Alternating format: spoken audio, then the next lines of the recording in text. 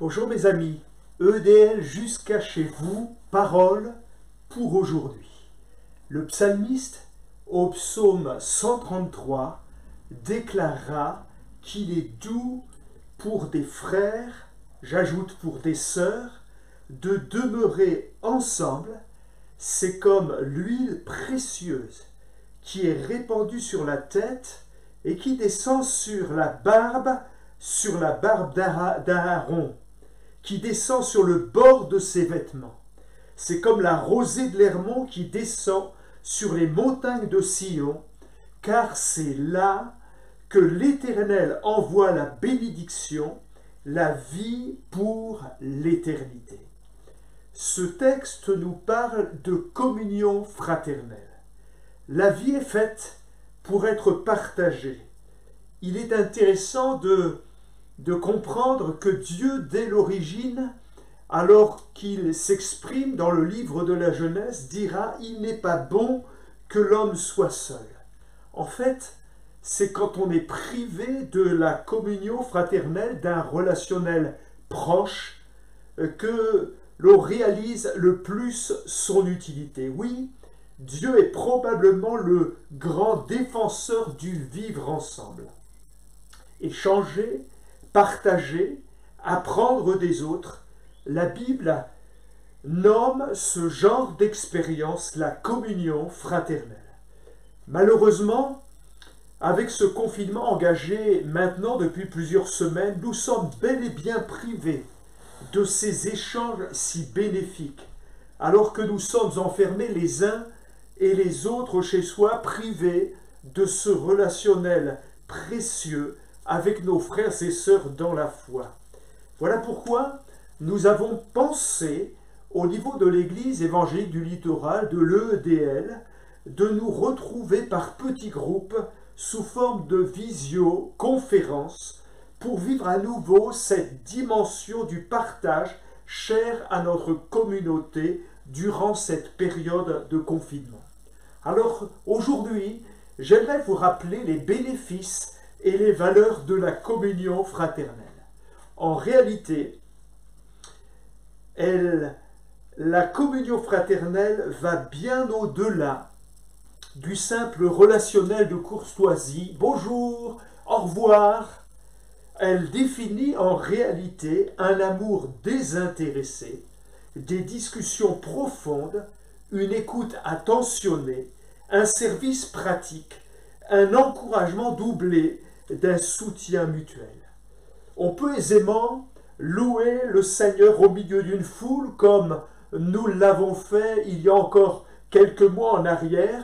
On peut louer aussi devant notre écran de télévision ou d'ordinateur pour suivre les programmes en ligne que nous diffusons chaque dimanche ou le mardi soir ou le vendredi. Mais en termes de communion fraternelle, nous avons besoin de vivre un relationnel proche. Et dans ce domaine, la règle d'or, c'est le partage en petits groupes. Et plus le groupe est petit, mieux c'est pour profiter des uns des autres.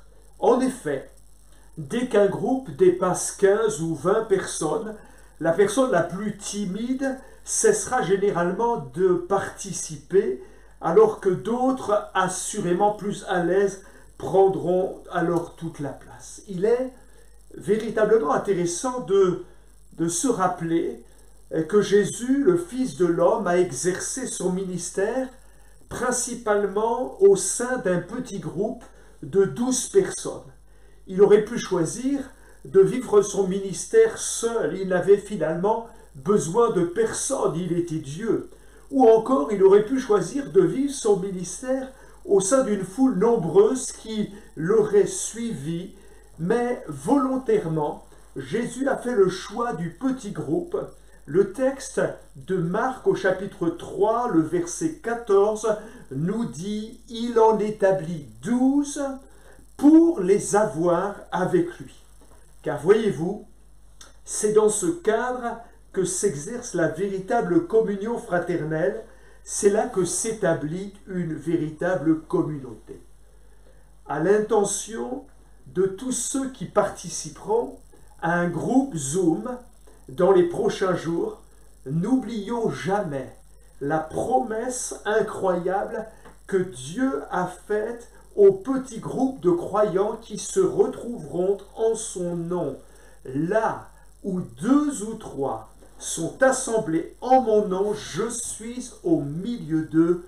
Nous trouvons ce texte dans Matthieu au chapitre 18 et verset 20. Quelqu'un dira, mais Pasteur Philippe, quel est donc l'intérêt de se retrouver à quelques-uns pour un groupe de partage?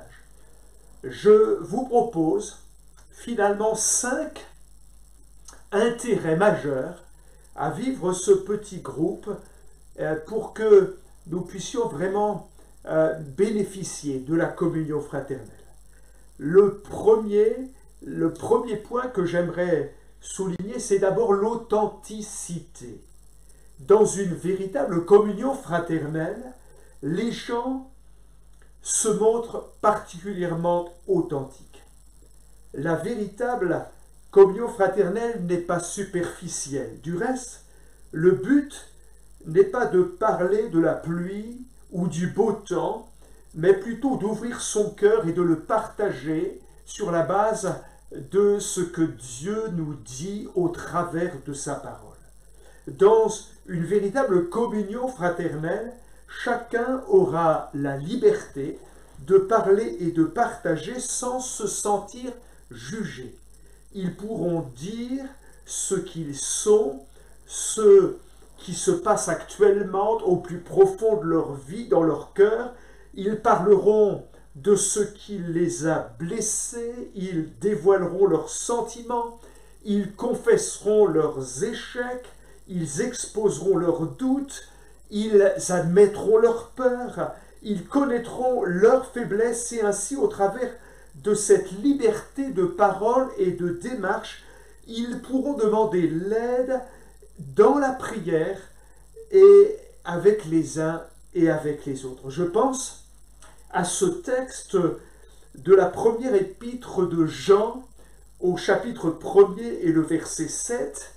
L'apôtre écrira aux chrétiens de la première église: « Si nous marchons dans la lumière, comme il est lui-même dans la lumière, nous sommes mutuellement en communion, et le sang de Jésus nous purifie de tout péché. Si nous disons que nous n'avons pas de péché, nous nous séduisons nous-mêmes, et la vérité n'est point en nous. » On nous a appris dans notre éducation que tout ce qui était de l'ordre de l'intime et du personnel, nos pensées, nos faiblesses, nos échecs, devait rester dans le secret de notre cœur,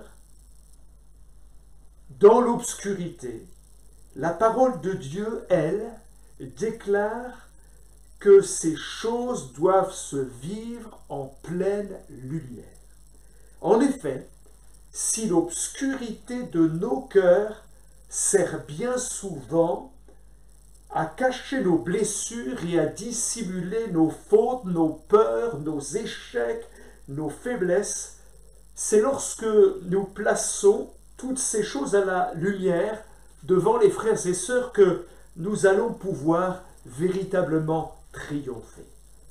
Le texte dira: « Confessez donc vos péchés les uns les autres, priez les uns pour les autres, afin que vous soyez guéris. » Et puis, le texte biblique nous dit, dans l'Ancien Testament, celui qui cache ses transgressions ne prospère point, mais celui qui les avoue et qui les délaisse obtient miséricorde.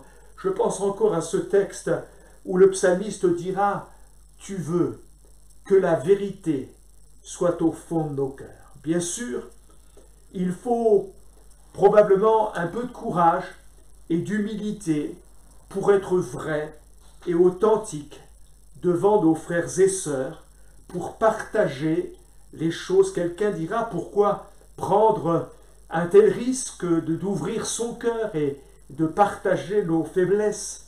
Toutefois, au fur et à mesure que nous apprendrons à découvrir et à connaître les participants de ce même groupe, nous apprendrons d'abord que nous sommes finalement tous en construction et que chacun a ses luttes et ses combats, a ses problèmes, mais aussi que ce sont des frères et sœurs dans la foi qui sont habités de bienveillance, cherchant le bien de l'autre.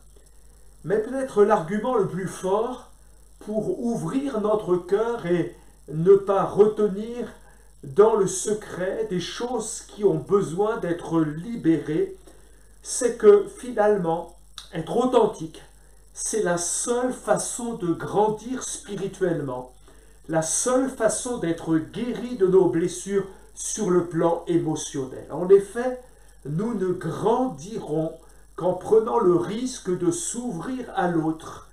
Plus c'est compliqué, le plus compliqué c'est probablement d'être vrai et honnête les uns vis-à-vis des autres.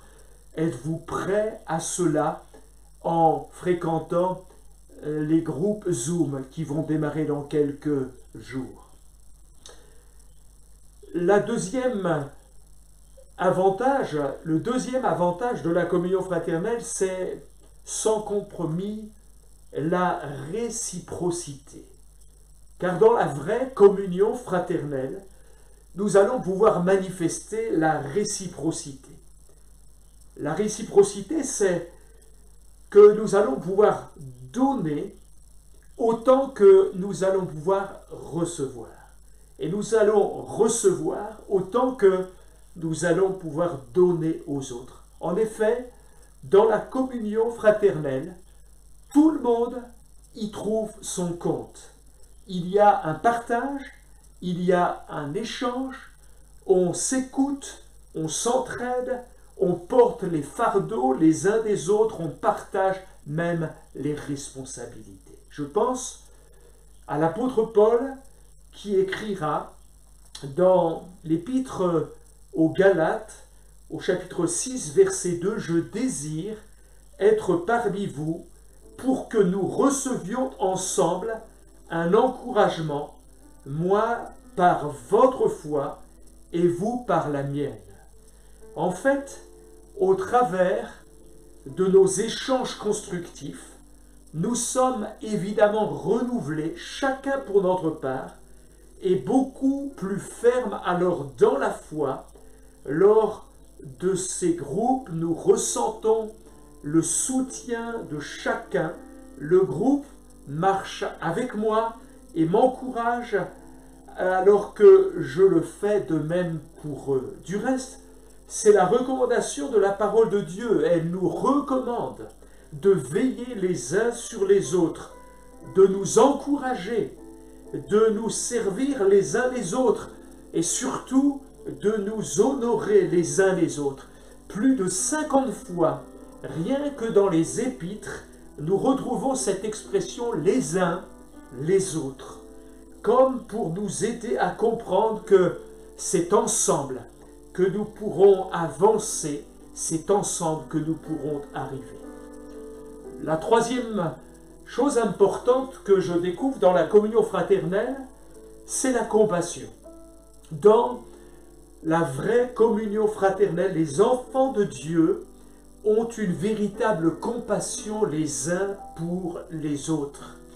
Je crois que c'est tellement important dans un monde qui n'a pas de cœur que de vivre une authentique compassion. La compassion ne se limite pas seulement à donner un avis de loin.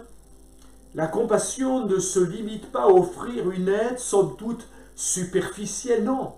La compassion ou l'empathie s'intéresse aux autres, partage les combats, partage les souffrances, mais aussi partage les joies et les victoires. La Bible dit, ainsi donc, comme des gens choisis par Dieu, revêtez-vous de sentiments de compassion, de bonté, d'humilité, de douceur et de patience. Colossiens chapitre 3, verset 12. La compassion dont nous parlent les Écritures concerne les deux besoins les plus fondamentaux de notre vie, de la vie de tout être humain.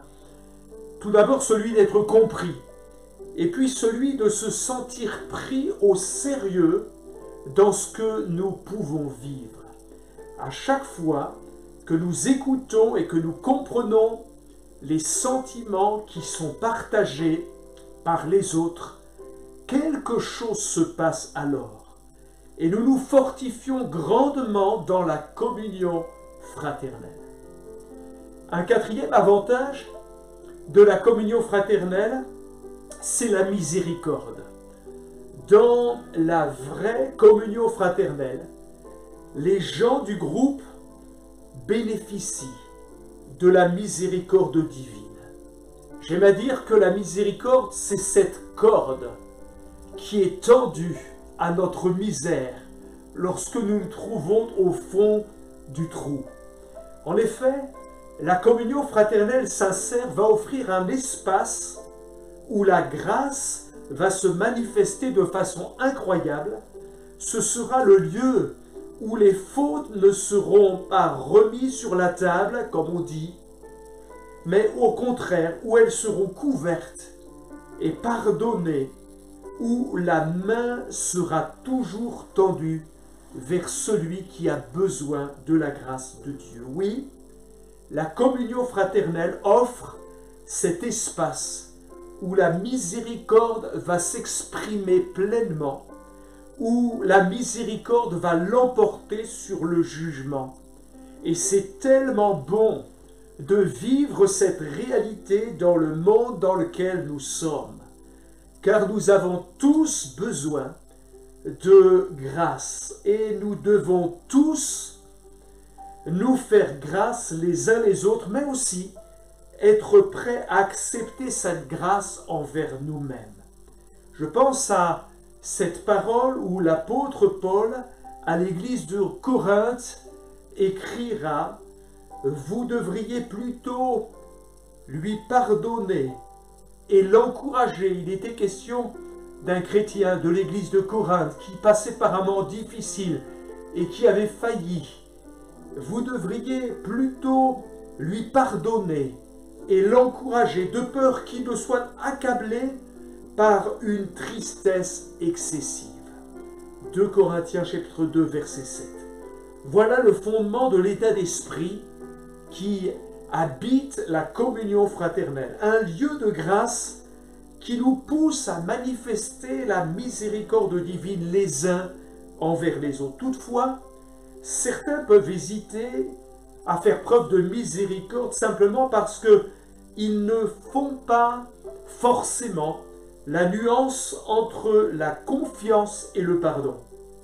Pardonner, c'est tirer un trait sur le passé, alors que la confiance concerne l'avenir et s'établit pour l'avenir. Le pardon doit être immédiat, que l'autre nous demande pardon ou non du reste. La confiance va se construire dans le temps, au fur et à mesure de l'attitude de ce dernier. Si quelqu'un vous a blessé quelquefois, Dieu désire que vous lui pardonniez, mais vous n'êtes pas obligé de lui accorder de nouveau tout de suite votre confiance. Ce dernier doit prouver qu'il a changé d'attitude. Et c'est justement dans le cadre de la communion fraternelle sincère que vous pourrez vérifier ce changement d'attitude pour une confiance renouvelée. Et puis je finis par cette dernière caractéristique de la communion fraternelle, le courage. Dans la véritable communion fraternelle, les frères et sœurs, les amis, les gens qui participent au groupe, alors retrouvent courage. La vie parfois est compliquée, difficile, et nous avons vraiment besoin, vous et moi, de courage pour l'affronter. Je pense à ce dernier passage que j'aimerais vous proposer, passage du livre des Actes au chapitre 28, verset 15, où il est dit « Paul, en voyant les frères, rendit grâce à Dieu et reprit courage. » Permettez-moi de finir en décrivant la scène que j'aimerais vous dépeindre, l'histoire incroyable de cet homme découragé qui reprendra courage au travers de la communion fraternelle. Ici, il est question de l'apôtre Paul. Pour ceux qui connaissent son histoire, Paul avait depuis longtemps un rêve. C'était celui d'aller à Rome pour y prêcher l'Évangile. Ce rêve venait de Dieu, mais les choses semblent ne pas s'être passées comme il avait prévu qu'elles se fassent. En route pour aller jusqu'à Rome, le pauvre sera fait prisonnier, puis il subira plusieurs tempêtes et finalement un naufrage terrible. Il y a même ce moment où il pensera perdre sa vie pendant plusieurs jours, dit le texte d'Acte 27. Ni le soleil, ni les étoiles ne vont paraître. La tempête était si forte qu'il pensait qu'il n'avait plus d'espérance, qu'il pensait finalement perdre la vie. Que penser de cette telle période? Quelqu'un dira, ça c'est une sale semaine. Pour avoir échoué sur une île, l'île de Malte, il repartira quelques mois plus tard sur un autre bateau en direction de Rome. Et on peut le comprendre alors qu'il arrive sur la botte de l'Italie. Cette fois, il n'y a plus le même entrain. Il est fatigué, pour ne pas dire il est découragé. Avez-vous besoin parfois d'être encouragé dans votre foi? Y a-t-il des moments où vous êtes particulièrement découragé pour agir et pour vous positionner extérieurement face à ce que vous pouvez ressentir intérieurement? Mes amis, il faut du courage pour réussir dans la vie avec Dieu. C'est beaucoup plus facile de laisser tomber quand tout semble compliqué que de poursuivre, surtout lorsque nous venons de subir une ou deux tempêtes. Paul était sur le point de tout laisser tomber, de jeter l'éponge, de baisser les bras. Il faut du courage pour se battre contre l'opposition. Il faut du courage pour aller là où vous n'êtes pas le bienvenu. Il faut du courage pour avoir une attitude exceptionnelle, hors norme. Il faut du courage pour réussir le plan de Dieu. Il faut du courage pour gagner, pour triompher. Il faut du courage quand les gens vous méprisent, parlent de mal de vous alors que votre cœur à vous est pur. Mais le texte nous révèle, voyant les frères, les bienfaits de la communion fraternelle. Voyant les frères, je ne pense pas qu'ils bénéficiaient d'un Zoom meeting. Voyant les frères, il reprit courage. Et voilà ma conclusion. Le meilleur endroit où vous et moi pouvons être dans cette période de confinement, c'est dans la communion fraternelle, en étant connectés avec des frères et des sœurs dans la foi. Quand vous en aurez marre, quand vous serez découragé, quand vous aurez été attaqué spirituellement parlant, alors au travers d'un petit groupe Zoom, vous pourrez être encouragé, boosté et soutenu. J'aimerais aujourd'hui vous encourager à réaliser que Dieu a prévu notre encouragement au travers de la communion fraternelle. Si vous ne faites pas encore partie d'un de ces groupes, alors vraiment je vous encourage à ne pas vous isoler, mais à vous attacher à un de ces groupes, car c'est là que le Seigneur a prévu de vous parler, de vous bénir et de vous encourager. Si vous n'avez pas encore de groupe de maison, j'espère que mes propos vous auront donné envie d'expérimenter l'authenticité, la réciprocité, la compassion, la miséricorde et le courage que l'on vit au travers de la communion fraternelle. Envoyez-nous un mail sur edl.contact afin de vous orienter vers un de nos groupes de maison. Mais surtout, ne restez pas seul. Écoutez et réécoutez le psaume 133, qu'il est doux, qu'il est agréable pour des frères comme pour des sœurs de demeurer ensemble. C'est là que l'Éternel envoie la bénédiction, la vie pour l'éternité. Ne manquez pas notre prochaine parole du jour, EDL jusqu'à chez vous, sur notre page Facebook.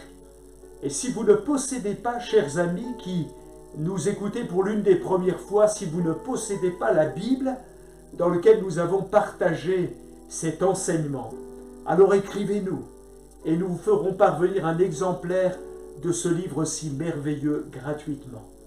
Mais en attendant, ne voudriez-vous pas prier avec moi? Seigneur Jésus, merci de me parler aujourd'hui par cet enseignement, de me rappeler que même dans ces temps de confinement, tu as mis à côté de moi des frères et sœurs dans la foi pour que je puisse bénéficier de la communion fraternelle. Pardonne-moi d'avoir parfois voulu m'isoler ou fuir. Je veux comprendre ton grand amour au travers des frères et sœurs que tu m'as donnés. Je veux les aimer et je veux me laisser aimer par eux parce que c'est toi qui les as placés à mes côtés. Merci de ce que dans ce contexte difficile, alors que tellement d'incertitudes sont encore là, nous bloquant à la maison, je ne suis pas seul. Tu as mis autour de moi une famille spirituelle qui m'aime et qui veut prendre soin de moi. Donne-moi d'expérimenter cette authenticité, cette réciprocité, cette compassion, cette miséricorde et de recevoir à chaque fois que je me connecterai avec mes frères et sœurs le courage dont j'ai besoin pour poursuivre ma vie avec toi. Seigneur, que je sois un encouragement pour mes frères et sœurs. Je t'ai prié, Père, dans le nom du Seigneur Jésus. Amen. Frères et sœurs, que Dieu vous bénisse. J'espère que vous avez été encouragés par cet enseignement ce jour. Que Dieu vous bénisse abondamment et à bientôt dans les groupes Zoom. Que Dieu vous bénisse abondamment.